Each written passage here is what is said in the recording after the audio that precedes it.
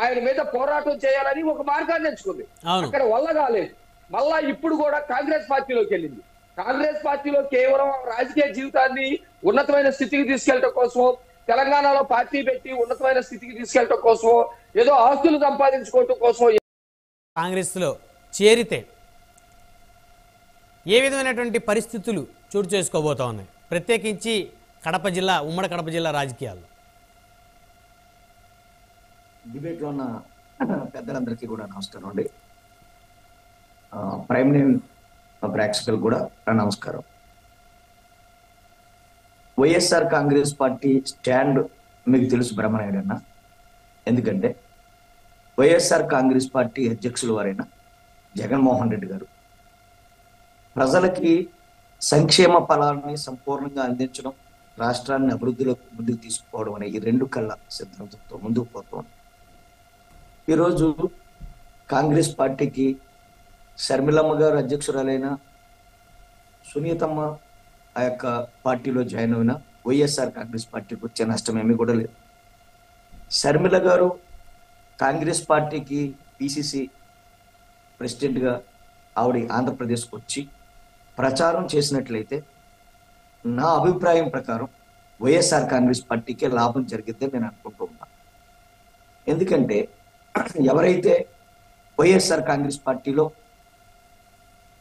ప్రజామన్నన కోల్పోయి కొంతమంది, లేదా పరిపాలనా దక్షత లేక కొంతమంది వైఎస్ఆర్ కాంగ్రెస్ పార్టీ నుంచి రేపు రాబోయే ఎన్నికల్లో పోటీ చేసే అవకాశాన్ని కోల్పోయారు. అలాంటి వారిలో కొద్దిమంది అసంతృప్తులు ఉండవచ్చు. అలాంటి వారు ఖచ్చితంగా ఈ టైంలో కొద్దిగా పార్టీలు మారే ఫీట్లు చేసే పరిస్థితి కనపడుతూ ఉంటుంది కామన్గా.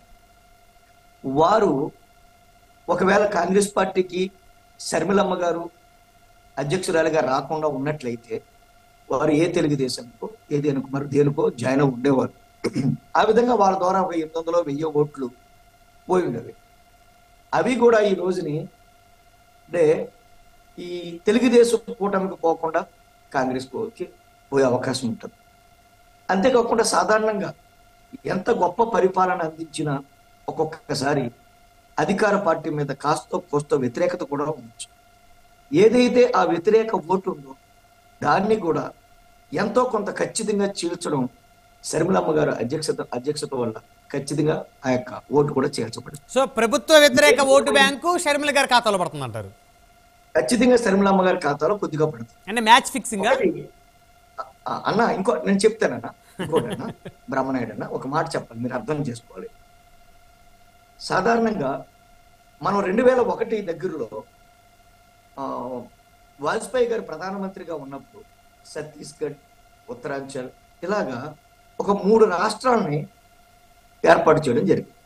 ఆ 3 రాష్ట్రాలని ఏర్పాటు చేయడం యొక్క ముఖ్య ఉద్దేశం ఆ రాష్ట్రాల అభివృద్ధి కావచ్చు, ఆ రాష్ట్రాల్లో సాంఘిక అభివృద్ధి కావచ్చు, ఆ రాష్ట్రాల్లో రాజకీయంగా అభివృద్ధి కావచ్చు, ఏదో ఒక ప్రధానమైన ప్రజలకు ఉపయోగపడే మోటోతో ఆ రాష్ట్రాన్ని విభజన చేసింది. 2014లో కాంగ్రెస్ పార్టీ ఒక శ్వేత అహంకారంతో, సోనియా గాంధీ యొక్క శ్వేత అహంకారం నుంచి పుట్టిన ఈగోతో ఎవరైతే జగన్మోహన్ రెడ్డి గారు కాంగ్రెస్ పార్టీని వీడి వైఎస్ఆర్ కాంగ్రెస్ పార్టీని ఎస్టాబ్లిష్ చేసుకుని ప్రజల్లోకి పోబోతున్నారో, ఆ యొక్క వైఎస్ఆర్ కాంగ్రెస్ పార్టీ అనేది అధికారంలోకి రాకూడదు, జగన్మోహన్ రెడ్డి అనేవాడు ముఖ్యమంత్రి కాకూడదు అని ఆ ఒక్క సిద్ధాంతంతో, ఆ ఒక్క ధోరణితో మాత్రమే తన పుట్టినరోజు కేక్ కట్ చేసినట్టు ఆంధ్రప్రదేశ్ని 2 ముక్కలు చేసేసారు సునీత.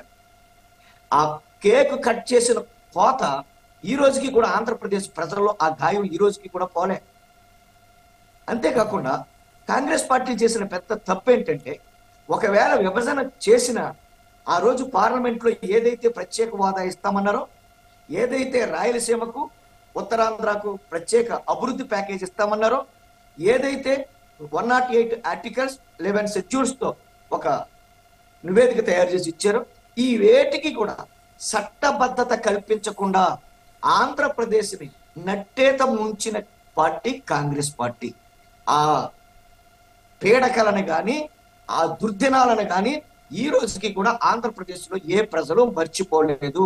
కాబట్టి షర్మిలమ్మ గారైనా, మరో అమ్మగారైనా, మరో అయ్య గారైనా కాంగ్రెస్ పార్టీని క్రేనులతో లేపినా సరే లేచే పరిస్థితి ఈ రోజు మరి ఆంధ్రప్రదేశ్లో నారాయణ రెడ్డి గారు అలాంటి రాష్ట్రానికి అంత ద్రోహం చేసినటువంటి కాంగ్రెస్ పార్టీలో రాజశేఖర రెడ్డి గారి కుమార్తె ఏ విధంగా జాయిన్ అవుతారు? అసలు ఎందుకు జాయిన్ అయినట్టు? అది రాజశేఖర రెడ్డి గారి అమ్మాయినే మీరు అడిగితే బాగుంటుందని నా ఉద్దేశం. బ్రహ్మనాయుడన్న ఎందుకు జాయిన్ అవ్వారు, ఏం ఆశించి జాయిన్ అవ్వారు, ఏ ఉద్దేశంతో జాయిన్ అవ్వారు? అంటే ఆశించారా ఏమన్నా? అంటే ఆర్థికంగా ఆశించి ఉంటారా లేకపోతే ఎట్లా అన్న? ఒకటన్నా, సాధారణంగా మనిషికి సామాజిక ప్రయోజనాల కంటే కూడా వ్యక్తిగత ప్రయోజనాలకి మనుషులు ఎక్కువ ప్రాధాన్యత ఇస్తారు. ఆర్థిక దాన్నే ప్రయోజనాలు స్వార్థం కూడా అని అంటారు. ఇది ఏ వ్యక్తి అయినా సరే, ఆమెకి సామాజిక ప్రయోజనాల కంటే కూడా వ్యక్తిగత ప్రయోజనం ముఖ్యంగా ఉండొచ్చు. ఆమె ఏ కోణంలో జాయిన్ అవ్వారు ఏంటనేది డైరెక్ట్ గా మీరు ఆమెను అడిగితే తెలుస్తుంది, కానీ ఆవిడ యొక్క మానసిక ఉద్దేశం ఏంటో నాకేం తెలుస్తుంది అన్న. అంటే ఒకప్పుడు వైఎస్ఆర్ కాంగ్రెస్ పార్టీ కోసం కూడా పాపం కాళ్ళు అరిగేలాగా పాదయాత్ర చేసినటువంటి పరిస్థితి ఉంది కదా. వైఎస్ఆర్ కాంగ్రెస్ పార్టీకి కాళ్ళు అరిగేలా తిరిగింది ఆమె. వైఎస్ఆర్ కాంగ్రెస్ పార్టీకి ఎంతో మంచి ఒక స్టార్ క్యాంపెయినర్ గా ఆమె ముందుకు వచ్చారు. కాబట్టి వైఎస్ఆర్ కాంగ్రెస్ పార్టీ కార్యకర్తకి, నాయకులకి, ప్రజలకి ఆవిడ మీద ప్రత్యేకమైన గౌరవం ఉంది నేటికి కూడా. అయితే నాకు ఒక చిన్న డౌట్ నారాయణ రెడ్డి గారు ఒక చిన్న డౌట్. ఇదే కనుక పని షర్మిల గారు కాకుండా వేరే ఎవరన్నా చేసినట్టయితే వాళ్ళు ప్యాకేజీ తీసుకొని వాళ్ళ పార్టీని విలీనం చేశారని అనేవాళ్ళు కదా మీరు. అన్న నేను కూడా ఇప్పుడు ఒకటే మాట చెప్తున్నాను. నేనేమి ఇప్పుడు షర్మిలమ్మ గారు నేను వెనకేసుకు రాలేదు, షర్మిలమ్మ గారు నేను పొగుడుతులేదు. ఎందుకంటే ఆమె పిసిసి అధ్యక్షురాలుగా వెళ్ళారు. రానియండి, ఆవిడ ప్రచారం ఏమని చేస్తుందో చూడనివ్వండి. అసలు ఆవిడ యొక్క మోటో ఏమిటి, ఆవిడ ఏ ఉద్దేశంతో కాంగ్రెస్ పార్టీలో చేరారు, ఆమె లక్ష్యం ఏంటి, ఆవిడ ఆశయం ఏంటి, రేపు ఆవిడ ప్రచారంలో ఏం మాట్లాడుతుందో చూస్తే ఆమె ఏమైనా వాస్తవాలకు విరుద్ధంగా కానీ వ్యక్తిగత విమర్శలకు కానీ దిగినట్లయితే ఖచ్చితంగా దాన్ని తిప్పుకొట్టే అవకాశం వైఎస్ఆర్ కాంగ్రెస్ పార్టీ చేస్తుంది. ఎందుకంటే వైఎస్ఆర్ కాంగ్రెస్ పార్టీ చాలా ఒక బలమైన స్టాండ్తో ఉన్నాం మేము. ఎందుకంటే రాబోయే ప్రభుత్వం వైఎస్ఆర్ కాంగ్రెస్ పార్టీదే. జగన్మోహన్ షర్మిల గారిని తిట్టడానికి కూడా ఇంక వెనకడిగేసే పరిస్థితి లేదు. ఇక నెక్స్ట్ టార్గెట్ ఆవిడేగా. అన్న వైఎస్ఆర్ కాంగ్రెస్ పార్టీ చేస్తున్న సంక్షేమాన్ని కానీ, వైఎస్ఆర్ కాంగ్రెస్ పార్టీ తీసుకుపోతున్న అభివృద్ధిని కానీ ఎవరు తక్కువ చేసి మాట్లాడినా, ఎవరు వక్రీకరించే పరిస్థితులు తీసుకొచ్చినా వాళ్ళని ఎదుర్కోవడానికి వైఎస్ఆర్ కాంగ్రెస్ పార్టీ ఎప్పుడు సిద్ధంగా ఉంది. రైట్. ఇకపోతే ఇంకా ప్రధానమైన అంశం, ఆమరణ నిరాదీక్షకి దిగుతున్న కోడికత్తి శ్రీను సంబంధించి మీ అభిప్రాయం ఏంటి అన్న? కోడికత్తి శ్రీను వ్యవహారం అనేది కోర్టులో ఉన్న వ్యవహారం. కోర్టులు అనేవి రాష్ట్ర ప్రభుత్వానికి కానీ రాష్ట్ర సర్కారుకి కానీ సంబంధించినవి కాదు. కోర్టులు అనేవి ఇండిపెండెంట్ ఛార్జ్ ఉన్న వ్యవస్థ. అది కోర్టులో ఉన్న వ్యవహారం. ఈ కోడికత్తి శ్రీని ఎందుకు అరెస్ట్ చేశారో మీ అందరికీ తెలుసు. తెలుగుదేశం ప్రభుత్వం ఉన్నప్పుడు గౌరవ ముఖ్యమంత్రి గారి మీద భయానకమైన దాడి చేయడం జరిగింది. ఆ దాడికి ప్రతిఫలంగా ఆయన్ని జైల్లో ఉంచడం జరిగింది. దీని వెనకాల ఎటువంటి కుట్ర కోణం లేదు, ఏమీ లేదు.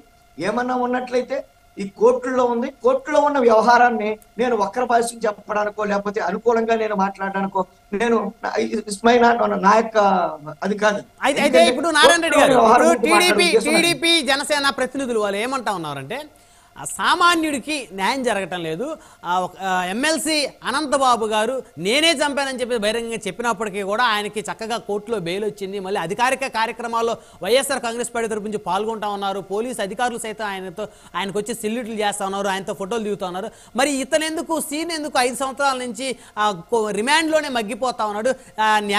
అంటే వాస్తవాలు ఏంటనేది పూర్తిగా పరిశీలించి పూర్తిగా విచారణ ఎందుకు చేయలేకపోతా ఉన్నారు అనేది వారి అభిప్రాయం, వారి ఆవేదన వ్యక్తం చేస్తున్నారు. అంటే ఉన్నవాడికి ఒక న్యాయం, లేనివాడికి ఒక న్యాయమా? ముఖ్యమంత్రి గారు కోర్టుకి హాజరవ్వట్లేదు ఈ కేసుకు సంబంధించి. ఆయన ప్రధానమైనటువంటి ఆయన మీదే జరిగింది దాడి కాబట్టి మరి ఆయన ఎందుకు పోవట్లేదు అనేది వీరి అభిప్రాయం.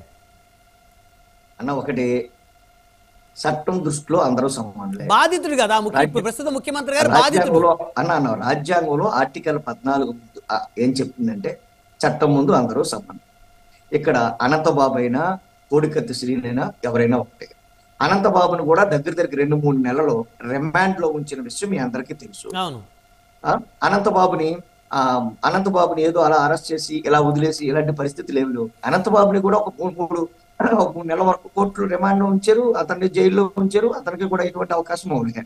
రోజుని కోర్టు బెయిల్ ఇచ్చింది అతనికి. అవును. కోర్టు బెయిల్ ఇవ్వడం అనేది ముఖ్యమంత్రి గారు చేతిలో ఉండేది కాదు కదా. అదేం జీవో ముఖ్యమంత్రి గారు సంతకం పెడుతూ వచ్చే జీవో కాదు కదా అన్న. ఇక్కడ పెద్దలందరికీ కూడా తెలుసు. కోర్టు బెయిల్ ఇచ్చింది. అది కోర్టు ఏ బెయిల్ ఇచ్చారో ఆ న్యాయమూర్తి గారి గురించి ఆ న్యాయమూర్తి గారిని ప్రశ్నించమనండి. వాళ్ళని ఎందుకు ఇచ్చావు, నువ్వు ఎందుకు ఇచ్చావని అడగమనండి. ఎడితే అప్పుడు కోర్టు దానికి ఆన్సర్ చెప్తుంది. కోర్టులో ఎవరు ఎందుకు బెయిల్ ఇచ్చారు, ఎవరు ఎందుకు ఇవ్వలేదు ఏం చెప్పగలమన్నా అది కోర్టు ఒక్కొక్క కోణంలో ఒక్కొక్క విధంగా ఆలోచిస్తూ ఉంటుంది. దాంట్లో ఫ్యాక్ట్స్ ఎంతవరకు ఉన్నాయి, ఎస్ ఆ యొక్క ముద్దాయికి అవకాశం ఇవ్వాలా లేదా, ఆ ముద్దాయి బయటకు పోతే ఆ ముద్దాయి వల్ల సమాజానికి ఏమైనా నష్టం కలిగిద్దా, లేదా ఆ ముద్దాయి బయటికి వెళ్ళిన తర్వాత అక్కడ ప్రజలకు ఏమైనా న్యాయం చేసే పరిస్థితి ఉంటుందా, ఎన్నో యాంగిల్స్ లో ఆలోచించి కోర్టు బెయిల్ ఇవ్వడం కానీ కోర్టు కానీ ఏదో ఒక నిర్ణయం తీసుకుంటుంది. అక్కడ అనంతబాబు విషయంలో కోర్టు బెయిల్ ఎందుకు ఇచ్చింది అంటే కోర్టును అడగాలి తప్ప అది నారాయణ రెడ్డినో లేకపోతే ప్రజల్లో లేకపోతే ముఖ్యమంత్రి గారిని అడగడం కరెక్ట్. రెండోది ఇందాక అన్నాను ఒక్కటి, జనసేన అన్న మాట్లాడుతూ అభివృద్ధి గురించి మాట్లాడు అన్న ఒక్క మాట వస్తాం. 2014 నుంచి 2019 వరకు ఏదైతే తెలుగుదేశం అధికారంలో ఉందో, అధికారంలో ఉన్నప్పుడు మిత్రపక్షంగా ఉండి తెలుగుదేశం విజయంలో ఎంతో కొంత పాత్ర వహించింది జనసేన పార్టీ. ఇది వాస్తవం, అందరికీ తెలుసు. ఆ 5 సంవత్సరాల కాలంలో ఆంధ్రప్రదేశ్ యొక్క అప్పులను 22% పెంచింది తెలుగుదేశం ప్రభుత్వం. ఆ 22% అప్పులను పెంచి ఆ పెంచిన డబ్బు కానీ ఆ వ్యవహారం కానీ ఎక్కడ ఏ సంక్షేమ పథకాన్ని అమలు పరిచారు, తెచ్చిన డబ్బంతా పట్టుకెళ్ళి సింగపూర్లో దాచుకోవడం తప్ప ఏ అభివృద్ధి చేశారు, ఏ పెట్టుబడులు ఆంధ్రప్రదేశ్ తీసుకొచ్చారు. ఒకటి. ఇక ముఖ్యమంత్రిగా జగన్మోహన్ రెడ్డి గారు వచ్చిన తర్వాత 2 సంవత్సరాలు ప్రపంచం అంతా కూడా పాండమిక్ సిచ్యువేషన్ వచ్చింది. దగ్గరికి 50,000 కోట్ల రూపాయలు ఒక కరోనాను ఎదుర్కోవడానికి రాష్ట్ర ప్రభుత్వం ఖర్చు పెట్టవలసి వచ్చింది. అలాంటప్పుడు కూడా 2,34,000 కోట్ల రూపాయల అక్షరాల డిబిటీ సిస్టమ్ లో పారదర్శక పద్ధతిలో మొత్తం ఆంధ్ర రాష్ట్రంలో పేద ప్రజలందరికీ కూడా వారి యొక్క అకౌంట్లలో ఎక్కడ అవినీతి లేకుండా మేము వేస్తూ ఉన్నాం. ఒక్క మాట చెప్తూ ఉన్నా, అన్న మాట్లాడే మాటకి నేను ఒక సమాధానం ఇస్తున్నా. అభివృద్ధి అంటే డాక్టర్ బిఆర్ అంబేద్కర్ గారు ఒక మాట చెప్పారు. అభివృద్ధి అంటే గ్రాజులతో భవనాలు నిర్మించడం కాదు, పెద్ద పెద్ద కట్టడాలు కట్టడం కాదు. ఎవరైతే బహుజనులు ఉన్నారో, ఎవరైతే షెడ్యూల్ కులాలు ఉన్నారో, ఎవరైతే పేదవారు ఉన్నారో వారికి పట్టుడు అన్నం పెట్టి వారు ఆత్మగౌరవంతో బతకడమే నిజమైన అభివృద్ధి అని చెప్పారు డాక్టర్ బిఆర్ అంబేద్కర్ గారు. కాబట్టి అభివృద్ధి అంటే ప్రజల 3 పూట్ల